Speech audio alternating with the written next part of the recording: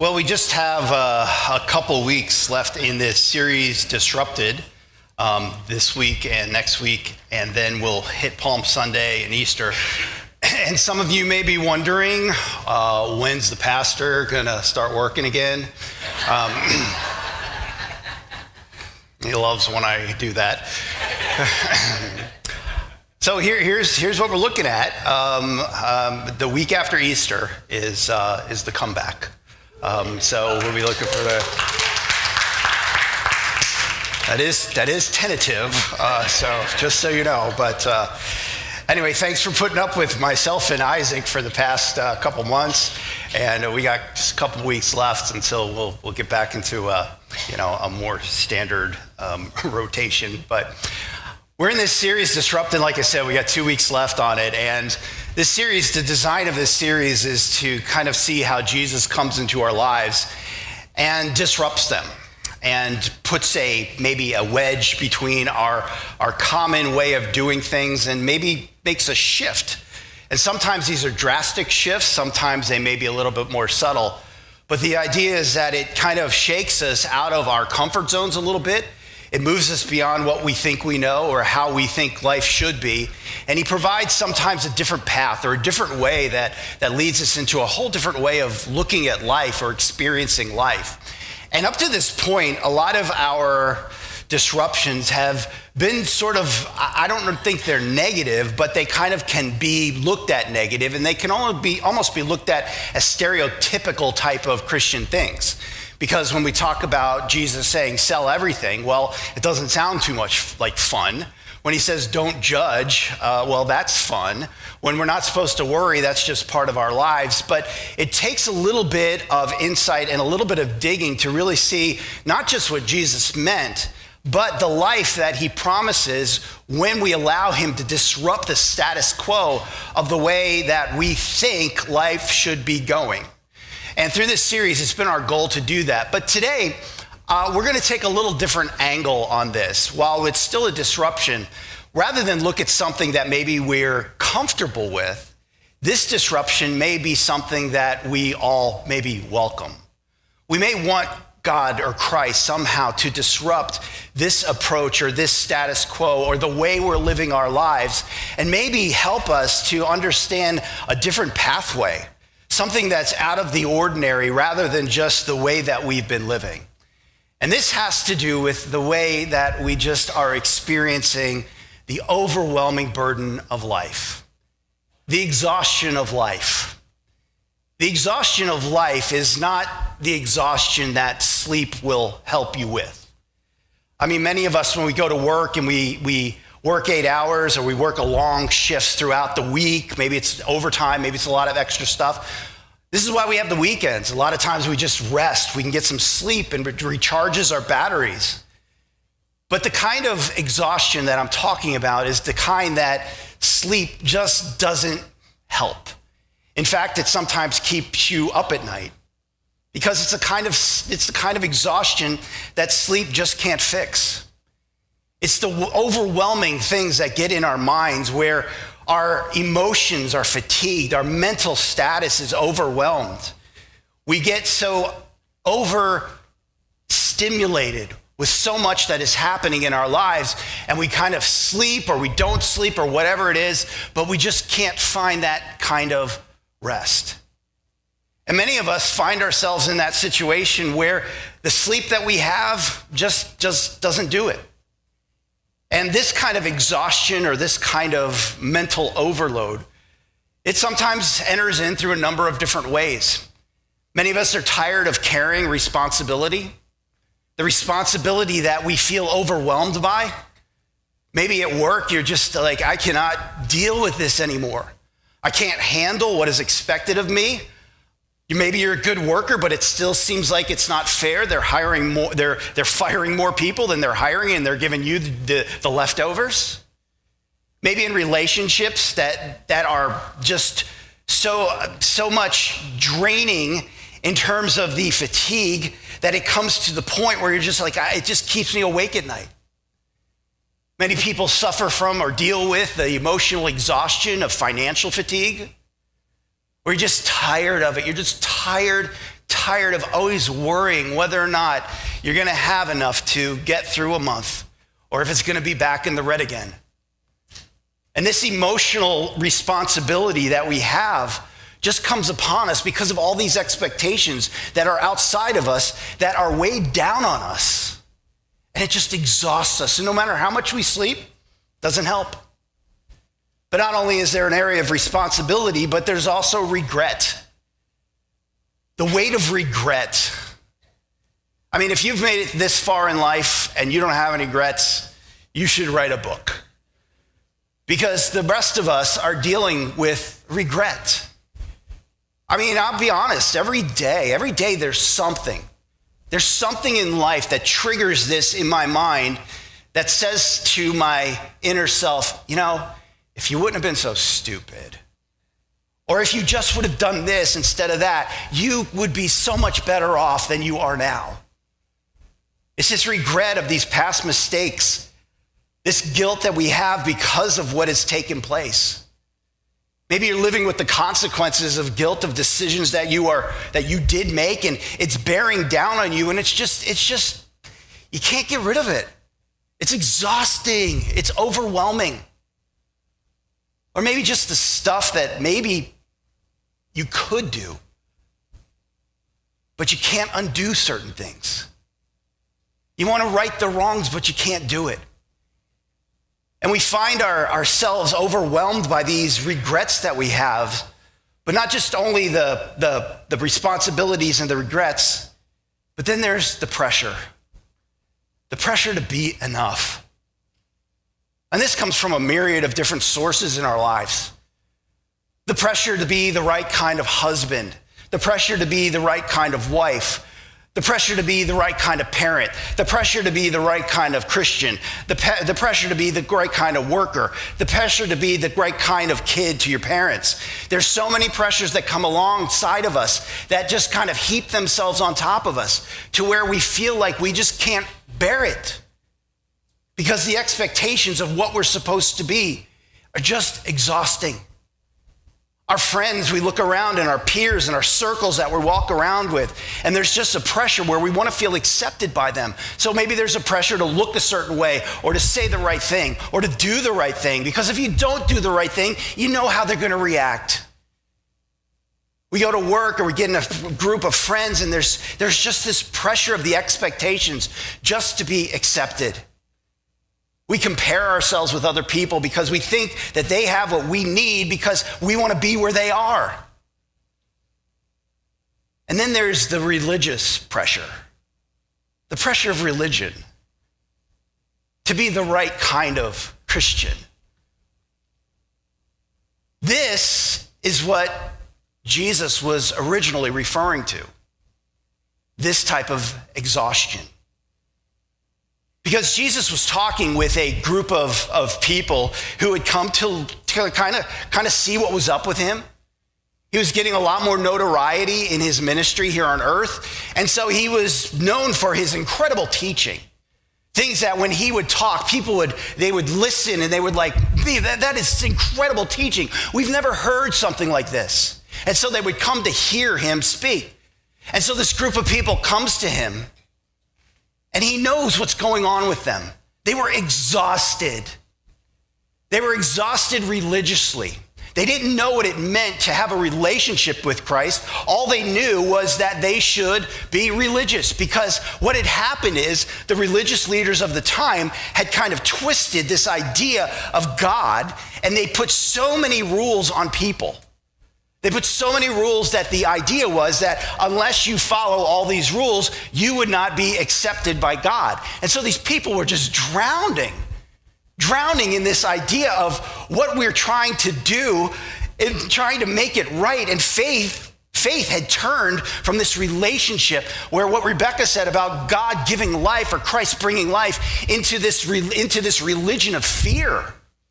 It wasn't faith, it was fear. Fear that you're going to do the wrong thing. And this is what Jesus knew about these people, because so many of these religious leaders had created this system of burdens of people, religious burdens. In fact, here in Matthew chapter 23, look at what Jesus said about them. He said, they, meaning the religious leaders, they tie up heavy burdens, hard to bear, and lay them on people's shoulders. But they themselves are not willing to move them with their finger. Jesus is saying the religious exhaustion of the people coming to them, but not only the religious exhaustion, but all of the exhaustions that we already talked about. And Jesus named it, and he said, this is a burden, a burden. Now, we know what a burden is, right?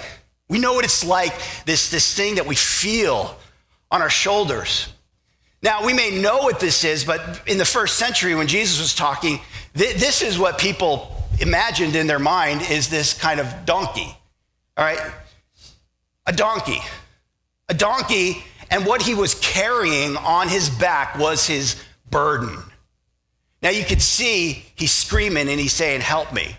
Yeah, and you're like, this life really stinks like this because you're not supposed to be burdened by all this stuff. So in the first century, when Jesus said they're laying burdens on them, this is what the people imagined. That this is what life is like, and this is what life was like for them. But maybe this is what life is like for you. What's on your back? What's on your shoulders? What is it that exhausts you? That when you try to sleep, you can't even sleep. And when you do sleep, because you're taking pills to make you sleep, when you wake up, it's right there, and it's still there. Maybe it's something I mentioned, maybe it's not even something I mentioned, maybe it's everything I mentioned. Because life and the systems that come upon it bring us to where on our backs we are overloaded with life, with expectations, with guilt, with religion. And the world presses down on these burdens.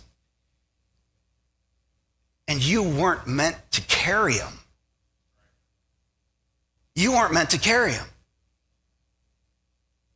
And many of us are living lives that are crushed. And our lives are literally and figuratively and mentally collapsing under the weight of the burdens of life. And this is what I think all of us want Jesus to disrupt. Show me a new way. Show me something different. Show me where I can take a different path because this path is killing me. You know the stats of people. You know the stats of our culture. The anxiety, the pressure, the depression, the overwhelming expectations of who we are as humans. And we're living in this system where all of these things are coming upon us. But today, I want you to see Jesus. Like those people who were walking up this hill and saw this man who had radically said things that just blew us out of the water. I want you to see him, to see what he says to these people, and in essence, what he says to all of us, to disrupt the status quo. Because here's what I know. You don't have to live like this. You don't have to. We think we do, but that's the system talking. That's not Jesus talking. Jesus wants to disrupt this. So here's the disruption. Comes from Matthew chapter 11, where these people interacted with him. And this may be a verse that you're maybe familiar with. And this is Jesus saying, "Come to me, all who labor and are heavy laden, and I will give you rest. Take my yoke upon you and learn from me, for I am gentle and lowly in heart, and you will find rest for your souls. For my yoke is easy, and my burden is light." This is an invitation from Jesus.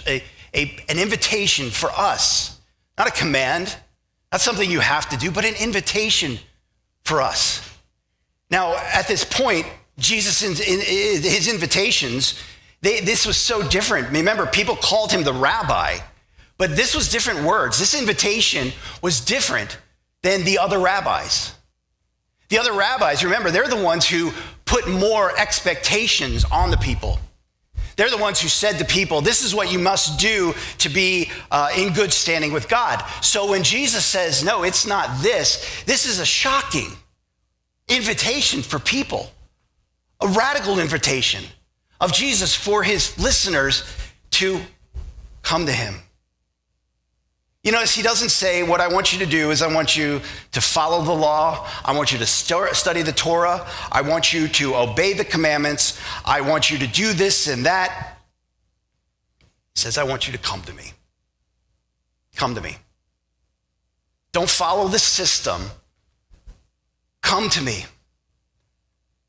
All of you who are weary and heavy burdened. This is not an invitation for those who've got it all together. This is not an invitation for the spiritually elite, whatever that is. This is not the invitation for the people who have it all together. Jesus begins with the least qualified, the people who need it the most. The people who are overwhelmed the most. And he says, come to me and I will give you rest. Rest.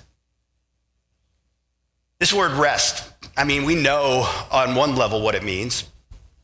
A relief. The original meaning had to do like when you finally, after a hard day's work, you get some relief or refreshment. I've had a couple jobs in my life that were manual labor. I didn't like those jobs, but I needed the money, so I did them anyway.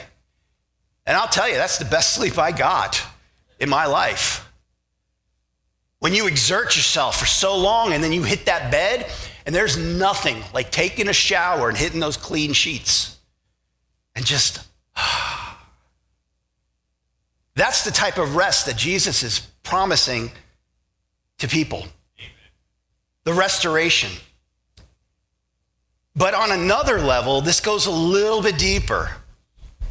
And this doesn't just refer to us getting our batteries recharged, but this goes all the way back to the Old Testament, where the Old Testament writers talked about this idea of Sabbath rest.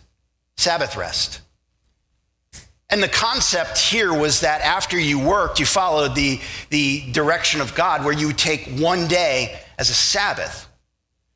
Now, many people look at this and kind of align it to the idea that we just work 6 days and take the seventh day to rest. But it's a little deeper than that.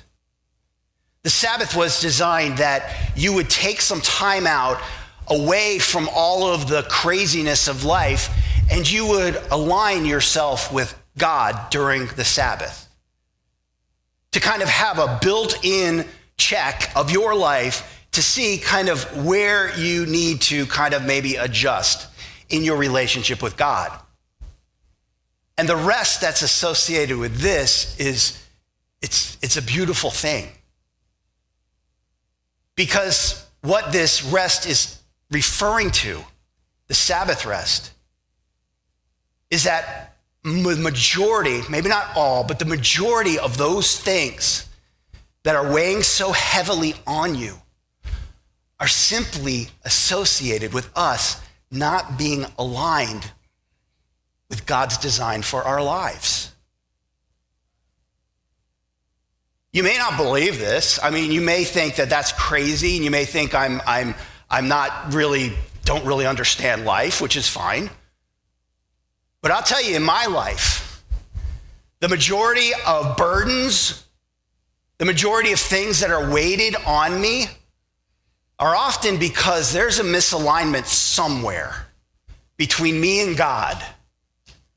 There's a misalignment, and what I end up doing is then I end up looking everywhere for rest. Where can I find it? Where can I find it? Where can I find rest? And in so doing, that just perpetuates the idea of overwhelmingness because I can't find it anywhere.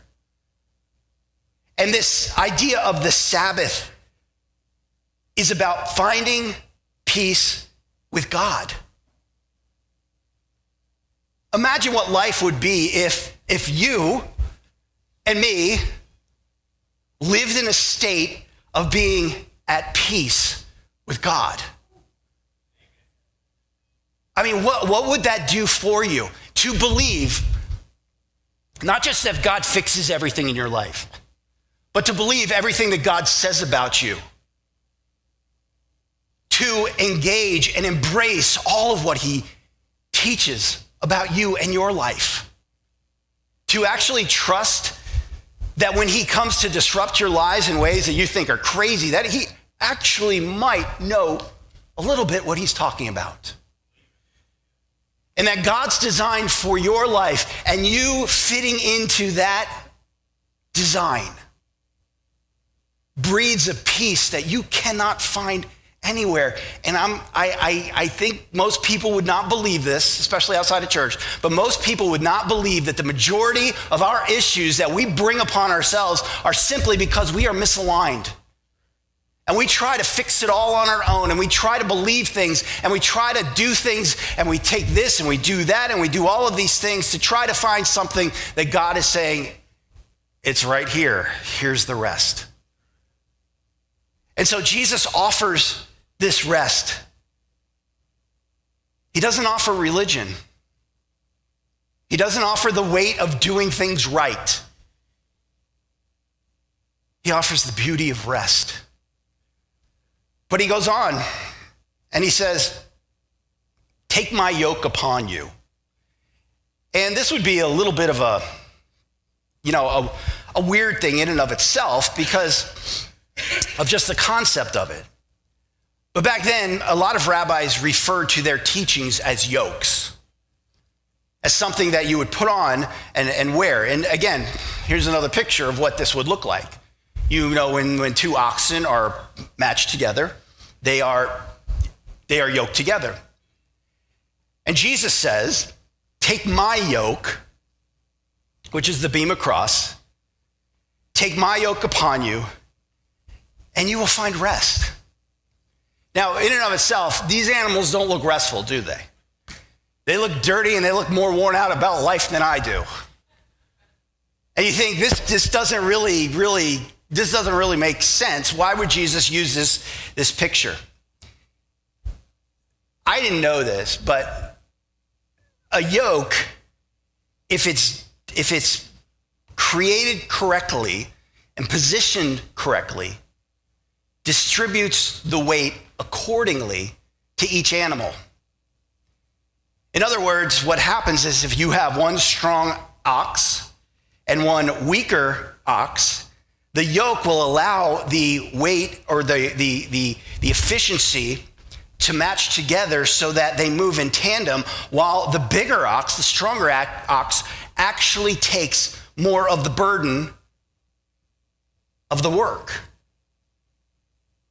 So Jesus' point is this: you're still going to have stuff in life. And anybody who tells you, anybody who in a church, I don't care who, anybody who says, you follow Jesus, everything's great.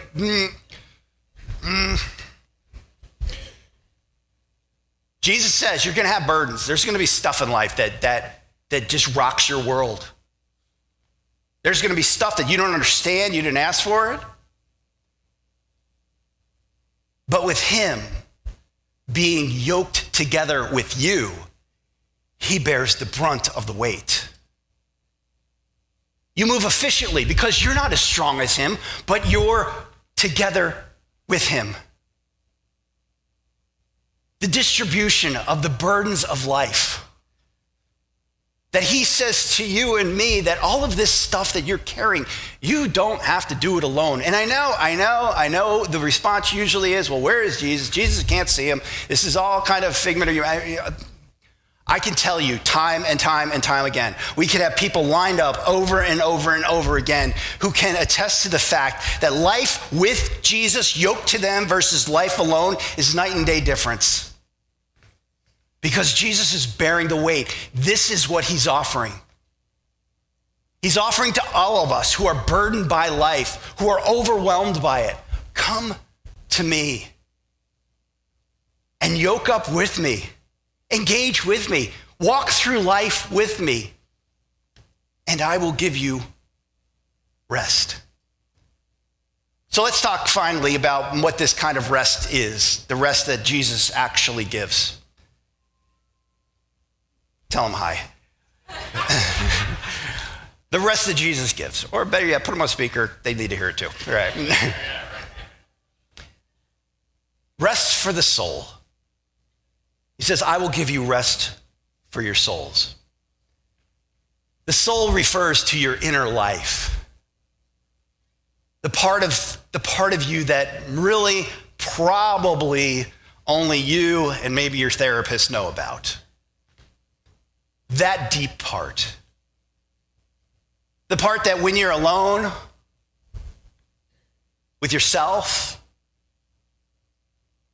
the part that kind of is not as confident as it shows everybody. The part that maybe isn't as put together as you want everybody to think you're put together. The part that is fearful. Fearful of what people will think. Fearful of my standing with God. Fearful of if people really knew what I was like. That's where the rest comes in. Because your physical body, take a nap. Take a nap. Take a long nap if you need it. Take a day off work. Take a mental health day. But for your soul, who or what else in your life can give you rest for your soul? I mean, who can quiet that?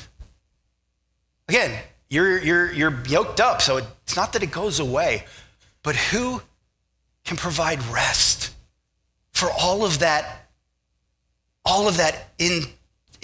internal turmoil that you find yourself in? The deepest part of our soul is what Jesus is targeting here. Let me just throw out some things that may or may not hit you with regards to the kind of rest. But Jesus offers rest from trying to earn God's acceptance. Religion has lied to you. Religion has told you, much like it did in the first century, that in order for you to be accepted by God, you got to clean yourself up and you've got to get yourself in order. And that there's some kind of hierarchy that you have to maintain or some kind of level that you have to be a part of in order for you to really be accepted by God. That's not what Jesus taught. Jesus taught grace. He taught grace, he taught acceptance through grace. And acceptance with God is not earned. It is received. Because the acceptance is not based upon what you do. If it was, you would probably have tried to do it or done it, but we all fall. That's why grace throughout Scripture is so important, because grace echoes what happened on the cross when Jesus gave his life for you to have a relationship with him to find rest. And it was not based upon, he was saying, oh man, I see, your church attendance has been spot on for the last quarter. And because of that, I think I'm going to die for you. I mean, I'm not trying to poke fun, but this is the mentality we have. That somehow our ability to connect with God at a level to where he somehow looks at us and sees all of these things that we bring to the table, and he's moved by it to the point where, oh my gosh, if it was me up here in heaven, I just need you as part of me because you're so good. It's the opposite. He saw people like you and me and the rest of the world that were constantly tripping and falling and failing, making decisions that were not in line with what we knew what was right. He constantly saw this happening, and he realized and he understood that the only way for us to be rightly related to God is through a relationship with Jesus Christ, who willingly gave himself so that he could stand beside you through life. Let him remove this idea of acceptance. Let him calm the fear and calm the tension of feeling like you have to earn this. Because you never will. You can't and you never will. He also gives us rest from guilt and shame. Many of us, myself included, all of us, we live with that weight of exhaustion from our past. But Jesus carries us and is yoked with us through this burden, through his forgiveness. Forgiveness. You see, there's this way forgiveness works. There's this peer or this horizontal forgiveness. That's a part of it, where we do what we can to make things right. You hurt somebody, you do what you can to restore the relationship. But once we do that, many of us still carry it on. We still carry on the guilt and the shame. Maybe there's nobody else involved in it, or maybe nobody even knows what happened, but we're still carrying this guilt and shame. That depth of weight is what comes from this vertical portion of forgiveness, where we have this concept that somehow it's unforgivable. We will never be able to experience life to the fullness because of the unforgivable things that we've done in our lives. And so we carry that burden, we carry that weight. And to that, Jesus says, you're forgiven. Again, not because of what you did, but because of what he did. The weight of that, for me at least, maybe for you as well, the weight of that has been one of the most life-changing experiences in my life. Because I can understand now, and I can go through life, and I can experience life at a place where I don't have to buy into the judgment that I think is happening in my mind. I can live in the forgiveness that he offers, the complete forgiveness. What would it be like if you could leave this place and take that deepest, darkest thing that you have, and you could take it off your shoulders and lay it at the cross and let him take it? I mean, what would that mean to you? But here's the crazy thing. Jesus has given you the right now, the right to live as though you are totally clean.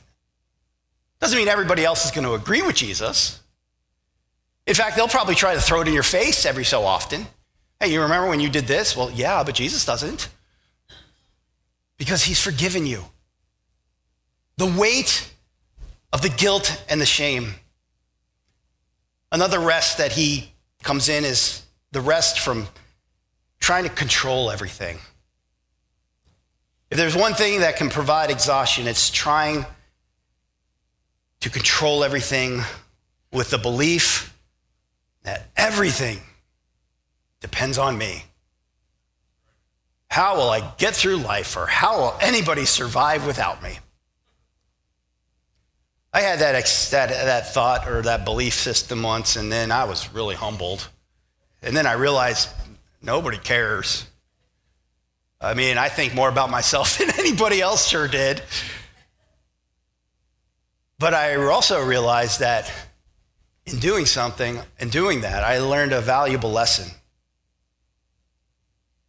That a relationship with God through Christ means that I'm trusting him with my future, with my struggles, and maybe more importantly, with my outcomes. That if I take that alignment and put it where it should be, and allow him to speak into my life, and allow my life then to go in peace with him, and allow myself to trust him, to trust that he has my future in his hands. That when I struggle about it, that he has my outcomes, the things that I think should happen, to trust that, hey, maybe it's not what I think it should be, but it is what he thinks it should be. And when you can trust that, when you can put your trust in someone to that degree, the burden just weighs and falls off. I kind of think about it when I was a kid. You know, when you're like 7, 8 years old, a lot of times, you don't think about things you think about as an adult. I could care less about bank accounts, about the stock market, about health insurance, about the solvency of Social Security, the insolvency. I mean, I could care less because it was all his problem, right? Because I trusted that as a child, my father would deal with all of that, and I didn't have to deal with it.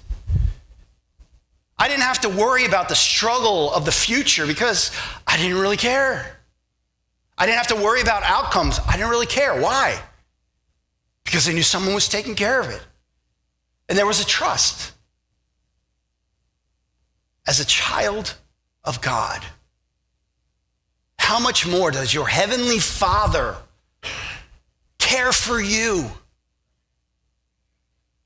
But we're so leery about actually yoking up with him, because yoking up with him means that he is going to bear the weight. And yoking up with him means that I have to let go of control of all of these things. Let me ask you one more question. How has trying to take control of all of your burdens worked out for you? Have you made any progress, or has it kind of spiraled down a little bit? Isaac did a great message on worry. And how many of us can add a day to our lives by the worry, by the control, by trying to control what is happening? You see, the heart of Jesus here is that he is gentle and humble in heart. We've given him a bad rap. We've often looked at him as harsh and crushing. But he's not the one who's harsh and crushing. It's the burdens of this culture that are crushing you. He's the one who is offering to disrupt that, to provide for you a gentle, compassionate, loving, approachable Savior. The kind of leader that lifts burdens instead of adding them to us. He finally said in this verse, he says, "Take this yoke because it's easy and my burden is light."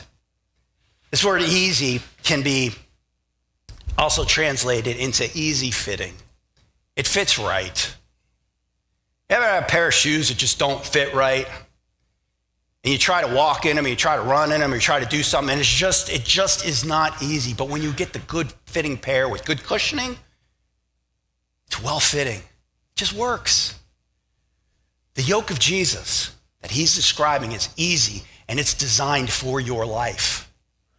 It's designed to fit in all of these things that you think are so weird, that are so crazy that nobody would understand because your life is different from everybody else's. Jesus understands. And he's willing to carry the load. I just throwing this in, Hope you don't mind, Willie, but before we were in here just talking a little bit, and he was describing when he came to Liberty and how he started after Mark and Katie's baptism, started to kind of be consistent about showing up. And he said this. I wasn't asking him because I needed more material for my message, but he said, this is his words. He said, when I leave here, it just feels like everything falls off. If you don't know Christ, or if you only know him by what people have told you, what religion has told you, if you don't know the reality of who he is and what this stuff really means to people, that it's not just some kind of religious thing that we just kind of get together on Sundays and talk about, but this is really life-changing stuff. If you don't know him, this is who he is. And if you struggle with him, if you've had bad experiences like a lot of people have with church and religion and everything else, maybe look to him for really who he says he is. To engage him at a level that is life-giving. And if you don't know and you're like, I don't know, talk to somebody. Talk to myself, talk to my dad, talk to somebody else around here about what it means to really have this relationship with God. Because I guarantee you look around this room, there's a lot of people who have that story about how life just is so different. It's not perfect, but it's so different because I am yoked up to the one who carries most of the burdens. Jesus doesn't offer a new religion. He doesn't offer a heavier system for you to be involved in. He doesn't offer more expectations for you. He simply offers rest. All of you who are heavy burdened, I will give you rest. What are you carrying? What are you carrying? What are you weighed down with? What is the exhaustion of your life that you can't get ahead of? No matter what it is,